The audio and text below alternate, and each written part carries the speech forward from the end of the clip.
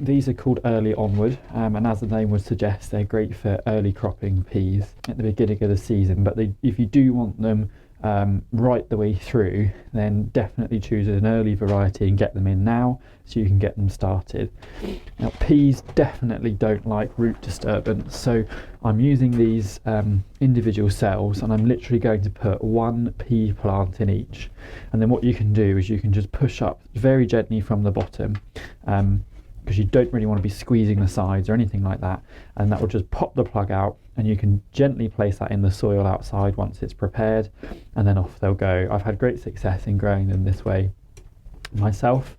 So again, I'm using the seed sowing compost, and they want to be reasonably full, because what you'll do is you'll create a small indentation into the surface of the soil using a dibber or your finger to actually pop the seed in itself.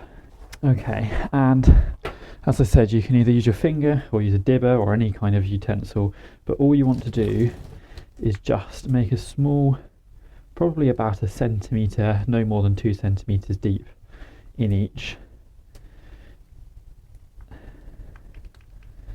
with your seeds. You just want to drop one into each of those cells, giving them a little gentle nudge to get them in.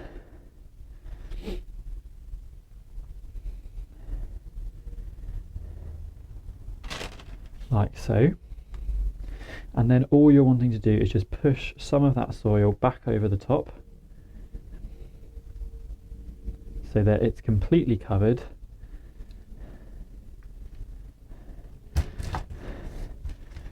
Just like that. And it really is that simple. And germination on peas can take a little while, so it's sort of looking maybe at 14 days, possibly a little bit more again when it's cold.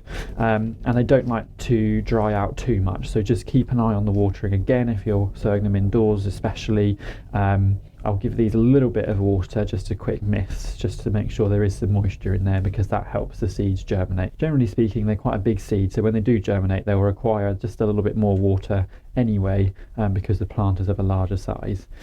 And that's it. And again, make sure you label them, pop the date on there, and as I said, within sort of 14 days, you should expect to see those shoots coming through, and you'll have lovely early plants ready to get out in the garden as soon as you can. They're quite hardy anyway, so if we do get a frost after you put them out, that won't set them back too much unless it's really severe, and then they'll give you a really good early crop, and that will last right the way through the season so long as you keep feeding and picking them.